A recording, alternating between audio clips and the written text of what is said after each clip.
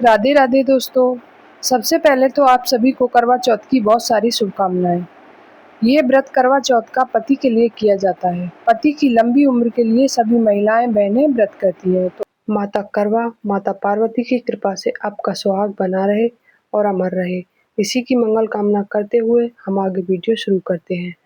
कई बार ऐसा होता है कि हमारे पास बड़े बूढ़े नहीं होते हैं पूजा के विषय में बताने के लिए, और कई बार ऐसा होता है कि हम अकेले होते हैं, वहाँ पूजा हमें अकेले करनी होती है। तो हम अकेले पूजा कैसे करें, करवे में क्या भरें और अकेले करवे को हम कैसे फेरें, सासू माँ ना हो या फिर दूर रहती हो तो बायना कैसे निकालें, करवे में भरी गई सामग्री का क्या करें और किसे दें। तो ये सारी जानकारियाँ मैं इस वीडियो में आपको बताने वाली हूँ। आई होप ये वीडियो देखने के बाद आपके सारे डाउट क्लियर हो जाएंगे और मैं आपको बहुत ही सरल विधि से बताऊंगी। तो वीडियो में एंड तक बने रहिएगा। अगर सब्सक्राइब नहीं किया है तो प्लीज़ सब्सक्राइब कर लीजिएगा ताकि पूजा पाठ की वीडियो सबसे पहले आपको मिल सके। इस वर्ष 2025 में करवा चौथ 10 अक्टूबर शुक्रवार को रखा जाएगा और सभी सुहागिन महिलाएं पूरे दिन निर्जल और निराहार रहकर व्रत करेंगी और शाम के समय में करवा माता की कथा और पूजा करके चंद्रदेव को अर्घ देंगी। इसके बाद ही अपने पति के हाथ से व्रत खोलेंगी। चलिए फिर देख लेते हैं कि करवा चौथ की व्रत और पूजा कैसे करना चाहिए। तो सबसे पहले हम जिस जगह पर पूजा करना चाहते हैं वो साफ सुथरी और शुद्ध पवित्र होनी चाहिए। इसके बाद पट्टा या चौकी बिछाकर उसके ऊपर वस्त्र बिछाएंगे। लाल या पीला कपड़ा होना चाहिए।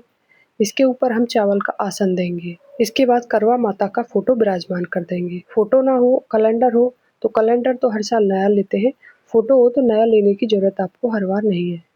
इसके बाद हम करवा माता के बगल में पार्वती माता और शिव जी के लिए भी आसन देंगे। इसके बाद माता पार्वती और शिव जी को हम विराजमान कर देंगे। कहा जाता है माता पार्वती सुहाग की देवी मानी जाती है, तो इसीलिए करवा चौथ की पूजा में माता पार्वती का विशेष ही बहुत महत्व है। इसके बाद हम चावल के 2 आसन और देंगे। दोनों हमें करवे के लिए चाहिए। अगर आप अकेले व्रत कर रहे हैं तो आपको 2 कड़वे की जरूरत है। अगर आपके साथ कोई और भी कर रहा है तो आपको दूसरा कड़वा लेने की जरूरत नहीं है। चलिए देख लेते हैं हमें करवे में क्या भरना है। एक करवे में हम शुद्ध जल भरेंगे। जल भर के ये करवा हम माता पार्वती के सामने रख देंगे। दूसरा वाला करवा मैंने मीठा लिया है। कहीं-कहीं तो मीठा लेते हैं। कई बार ऐसा हो जाता है कि ऐसी जगह मिल जाती है मीठा मिलता नहीं है, तो आप मिट्टी का भी ले सकते हैं। तो दूसरे वाले में करवे में आपको मीठा भरना है, जैसे कि खीर, बतासा या फिर आप ड्राई फ्रूट भर सकते हैं। इसके बाद हम करवे को ऊपर से कभी भी खाली नहीं छोड़ते। उसके ऊपर प्लेट पर हम चावल रख देंगे और यहाँ पर मैंने बतासे और एक फूल रख दिया है। अगर आपके यहाँ अठावरी करते हो तो वो आप रख सकते हो दोनों करवे के ऊपर। तो इसी तरह से हम कुछ ना कुछ रखेंगे, खाली ऊपर से नहीं छोड़ेंगे। इसके बाद हम करवा माता को फूलों की माला पहनाएंगे। अगर आप लाए हैं तो पहना दीजिए। इसके बाद हम माता पार्वती और शिव जी को सफ़ेद रंग का फूल अर्पित करेंगे। इसी के साथ हम गणेश जी को लाल रंग का फूल समर्पित करेंगे। करवा माता के फोटो में गणेश जी और चंद्र देवता सभी विराजमान हैं, तो अलग से हमें गणेश जी और चंद्र देवता की आकृति बनाने की जरूरत नहीं है, इसी में हम पूजा कर लेंगे। इसके बाद हम सभी को वस्त्र स्वरूप कलावा चढ़ाएंगे। हमने मीठा करवा और मिट्टी का जो करवा लिया है, इन पर भी हम कलावा बांध लेंगे। अगर आपने नहीं बांधा है तो जरूर ध्यान से बांध लीजिएगा। इसके बाद मैं करवा माता को चुंदरी अर्पित करूंगी। आप चाहो तो लाल रंग का ब्लाउज भी समर्पित कर सकते हो। इसके बाद हम थोड़ा सा चावल का आसन देके कलश को स्थापना करेंगे। कलश की स्थापना करना तो वैसे आप लोग सब जानते ही हो। कलश वाले जल में हम थोड़ा सा चावल और रोली डाल देंगे। इसके बाद आम की पत्ती 7 या 21 लेके रख दीजिएगा और ऊपर से हम कटोरी रख देंगे चावल की, खाली बिल्कुल नहीं छोड़ेंगे। अगर आप करवा चौथ का पहली बार व्रत कर रहे हैं तो माता रानी को नारियल जरूर से समर्पित कीजिएगा। इसके बाद हम कुछ न कुछ फल जरूर चढ़ाएंगे करवा माता को। इसके बाद चौथ की पूजा में गणेश जी का बहुत ही विशेष महत्व होता है, तो सबसे पहले टीका हम गणेश जी को करेंगे। इसके बाद करवा माता को। इसके बाद हम करेंगे माता पार्वती और शिव जी को। इसके बाद हम चंद्र देवता को तिलक कर देंगे। इसके बाद जो भी देवी देवता विराजमान है सभी को हम रोली और चावल से टीका कर देंगे। इसके बाद एक फूल लेके हम गंगा जल का छींटा लगाएंगे सभी पर। ये देखिए मैंने धूप दीप सबको माता रानी के सामने जला के रख दिया है। इसके बाद हम करवा माता को सुहाग का सामान अर्पित करेंगे, तो इसमें आप मेहंदी, बिंदी, चूड़ी और सिंदूर आप जरूर से दीजिएगा। माता करवा को जो आप सुहाग में समर्पित कर रहे हो उसमें से आप इस्तेमाल कर सकते हैं अगर आप चाहो तो, या फिर आप किसी को देना चाहते हो तो आप दे सकते हैं। इसके बाद हम करवा माता को छूकर साइड में रख देंगे, क्योंकि यहाँ पर दीप धूप जला हुआ है। इसके बाद गेहूं या चावल के दाने हाथ में लेकर कथा करेंगे। करवा चौथ के व्रत में कथा का बहुत ही महत्व है। इसके बिना करवा चौथ की पूजा अधूरी मानी जाती है। इसके बाद हम दोनों कोनों पर थोड़ा थोड़ा पानी के जल डाल देंगे। इसके बाद हम लोटा को वहीं रख देंगे। अगर आपने सुबह में पूजा करी है तो सूर्य भगवान को आप अर्घ दे दीजिए। अगर आपने शाम में पूजा करी है तो दूसरे दिन आप गाय के खूंटे पर डाल सकते हो। और जो हमने दीपक जलाया है करवा माता के सामने, उसको हम जलने देंगे, और दूसरा दीपक जलाएंगे, उसको हम चंद्रदेव की पूजा के लिए ले जाएंगे।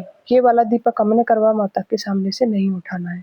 जितना जल सकेगा उतना जलने दीजिए। इसके बाद हम दूसरे दीपक से आरती करेंगे प्रेम पूर्वक। इसके बाद हाथ जोड़कर प्रणाम करेंगे और अपनी गलती की क्षमा याचना मांगेंगे, और माता पार्वती और करवा माता से अपने सुहाग की लंबी दीर्घायु की कामना करेंगे और आशीर्वाद लेंगे। इसके बाद हम जो भी सुहाग का व्रत करते हैं तो उसमें सासू माँ के लिए बायना निकाला जाता है। तो जो भी आपकी सास पहनती हो सूट साड़ी तो वो ले लीजिए, और उसके साथ आप 2-4 सामान रख लीजिए सुहाग का। इसी के साथ दक्षिणा जरूर से निकालिए। थोड़ी बहुत कमी रह जाती है बायने में तो इससे पूरी हो जाती है। अगर आप सासू माँ से दूर रह रहे हैं तो इसे मंच के रख लीजिएगा, जब आप मिले तब दे दीजिए। अगर आपकी सासू माँ नहीं है तो आप अपने से बड़ी किसी को भी दे सकते हैं, या फिर पंडितानी वगैरह को दे सकते हैं। इसके बाद करवे कैसे फेरने हैं ये भी देख लेते हैं। जल वाला करवा हमारा है और जो मीठा वाला करवा है वो माता पार्वती का है। तो इस तरह से आप क्रॉस लगाएंगे हाथ का और 7 बार फेरेंगे। करवे को घुमाते समय ध्यान रखना है एक दूसरे से कोई भी टकराना नहीं चाहिए। जब हम इन करवों को फिराएंगे उस समय हमें मुंह से बोलना है, करवा माता सुहाग दे, करवा माता सुहाग दे, करवा माता सुहाग दे। इस तरह से हमें 7 बार फेरना है, तो 7 बार ही हमें बोलना है। जैसे माता पार्वती का सुहाग अमर है, इसी प्रकार मंगल कामना करते हुए 7 बार हम करवे घुमाएंगे। इसके बाद आप देखेंगे माता पार्वती का करवा आपके लिए आ जाएगा और आपका वाला करवा माता पार्वती के लिए चला जाएगा। अगर आपके यहाँ एक ही करवा लिया जाता है तो आपको फेरने की कोई ज़रूरत नहीं है। इसके बाद जो मीठा वाला करवा है इसको आप बायने के साथ भी रख के दे सकते हैं, और जो जल से भरा हुआ करवा है उससे आप चंद्रमा को अर्घ दोगे, उसी से आपका व्रत खुलेगा। और जो हमने कलश स्थापना करी है उस जल को आप किसी भी गार्डन में दूसरे दिन या फिर गाय के खूंटे पर डाल सकते हो। जिस लोटे के जल से आपने कथा सुनी है उस जल को आप सूर्य नारायण को अर्घ दे दीजिएगा। आई होप सारे आपके डाउट क्लियर हो गए होंगे। आरती करने के बाद अपने घर के बड़ों के पैर छूकर आशीर्वाद ले लीजिएगा। इसके बाद व्रत का पारण करें। एक बार आपको फिर क्लियर कर देती हूँ, इन दोनों चीज़ों में बहुत ज़्यादा कन्फ्यूजन रहता है। जो जल से भरा हुआ करवा है उससे हम चंद्रदेव को अर्घ देंगे और उसी से हम अपना व्रत खोलेंगे। और मीठे वाला जो करवा है जिसमें हमने बतासे या ड्राई फ्रूट भरे हैं उसको आप दूसरे दिन बढ़िया से वार को खोलकर प्रसाद रूप में ग्रहण कर सकते हैं, या फिर आप बायने में भी रखकर दे सकते हैं। आई होप करवा चौथ की सरल विधि आपको पसंद आई होगी। अगर आपको वीडियो हेल्पफुल लगी हो तो चैनल को लाइक करके सब्सक्राइब जरूर से कीजिए, और आपके अगर कोई भी डाउट रह गया हो कमेंट में जरूर से लिखिए। आशा करती हूँ कि मैं आपके सारे सवाल का जवाब दे सकूँ। राधे राधे, जय श्री कृष्णा।